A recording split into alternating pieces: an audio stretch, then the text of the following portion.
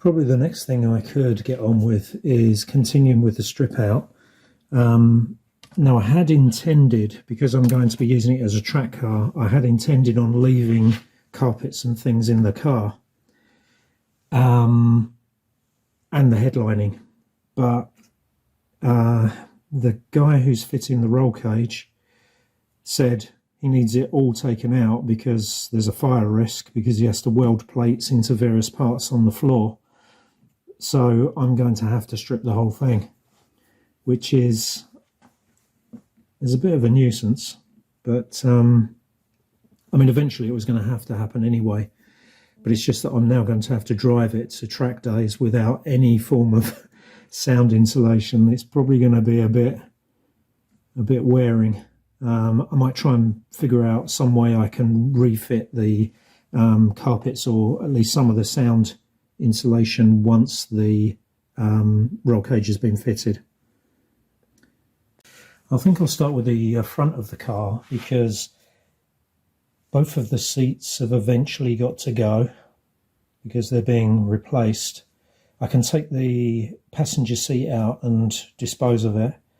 I need to keep the driver's seat temporarily because I'm going to fit a racing seat with the winged back around the head, around your crash helmet.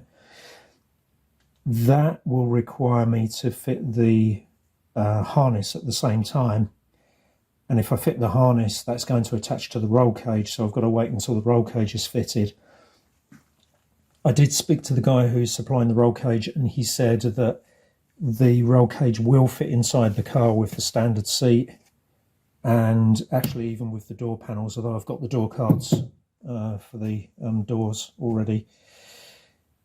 But I'm going to have to take the seats out to get the carpets out, because the seats are bolted on top of the carpet, so I'm going to have to take all the seats out. Bizarrely, the centre console has to stay. That's a really strange thing. I don't think the armrest has to stay, so that can be taken out. And the lower part of the dash can be taken out and disposed of, although I'm a bit worried about this light switch cluster and what you do here. I do know that, sorry, I realised this light switch cluster here.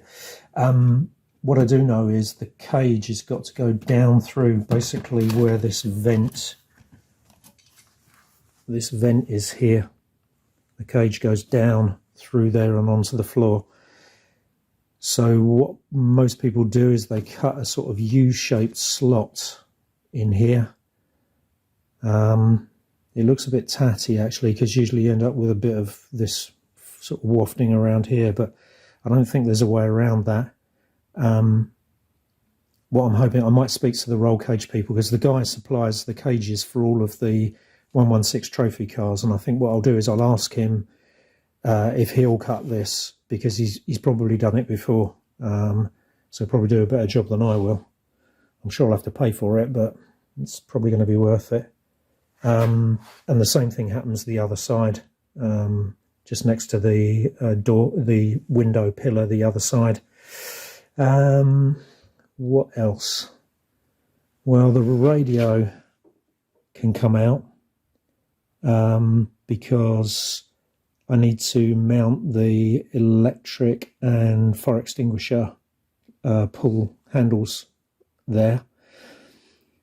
I was told don't get rid of the air conditioning or the heating while it's being used as a track day car. I'm going to disagree with that. I'm definitely going to get rid of the air conditioning, because I want to drop the front subframe. There's a load of pipe work associated with the air conditioning connected. I know it's only going to make a few horsepower difference in power, and as I'm just going to be practicing on track days, it doesn't make that much difference, but I can do without the complication at the front of the car, quite honestly. I'd like to get rid of the additional radiator, because there's an auxiliary radiator. I don't think you can see it. There's a small little radiator for the air conditioning in here, and then there's loads of pipe work associated with it. But to do that, all these things are linked. To do that, I've got to get the air conditioning system emptied, and to do that I've got to be able to get it outside of the garage, so it needs to be on 4 wheels before I can do that. So yeah, quite complicated, quite a sequence of things have got to happen, but yeah, should be okay.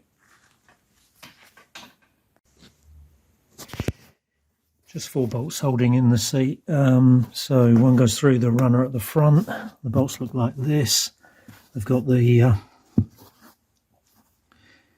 what do you call it, Torx heads on them, and then you tilt the seat back. I can do it now. Can't do this one-handed. And you have this connector. To get the connector out, you go to the other side of the connector. You see the little black piece here. You need to pull that out like that, and then the plug just lifts out. Here's something I forgot. I didn't remove the seat belt from its anchorage on the seat. Now, according to my Haynes manual, it says slide a blunt instrument under the bottom of the trim and release the clip. So I'll have a go with that. I've got some trim tools, so I'll use those. I tried the plastic tools, couldn't get it to shift.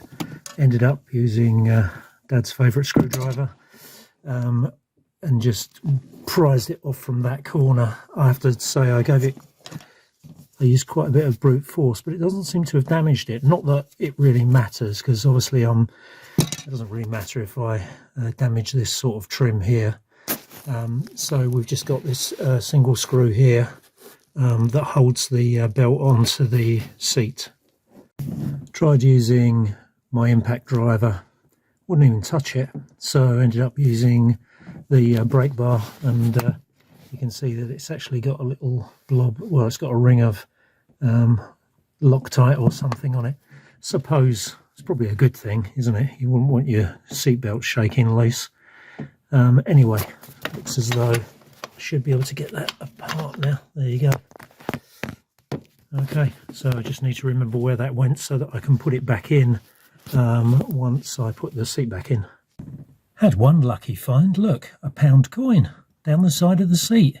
Wow, that'll help with the budget. Yeah, I think I was being a bit naive about stripping this out. Thought I was going to do it this evening, at least get one side done, but no way. So there's the cables to worry about, but I think because they'll be under the front of the seat, that's not too much of a problem, and if need be, I can put some plastic, some conduit around it or something. But there's all this heating stuff.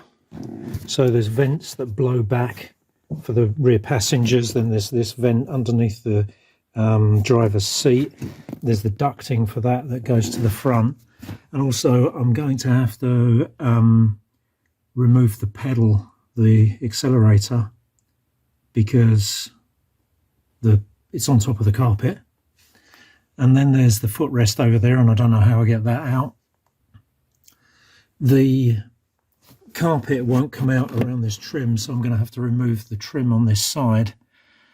And if I want to refit all of this, I mean, I could just cut it. I could just go run a sharp knife through all of this and just cut it out. But if I want to refit it, I'm going to have to try and figure out how to remove it safely, so it's all in one piece. And on this side, as far as I can make out, you can't just pull this out. So I guess that means I've got to remove the center console temporarily, or there seems to be a, as you can see, a nut there, and I guess there's probably one on the other side somewhere that maybe that's how it's clamped down onto the transmission tunnel. The only other thing I'm slightly concerned about is that some of this stuff under the carpet may actually be held by screws that screw up from underneath. And of course I've got the undercladding on this driver's side, it's still in place, which means I've got to remove all of that. So me thinking I'm just going to breeze through this and remove the carpet was a bit naive, to say the least. Yeah, it's got to come out, because they won't weld the cage in with it in, that's for sure, because they're too afraid of setting fire to the car. So one way or another, I've got to remove it. Taking this side panel off was relatively easy. It was just undo the bonnet catch. There's the bonnet catch. Take that off of its little spigot. So there was a simple crosshead screw in there.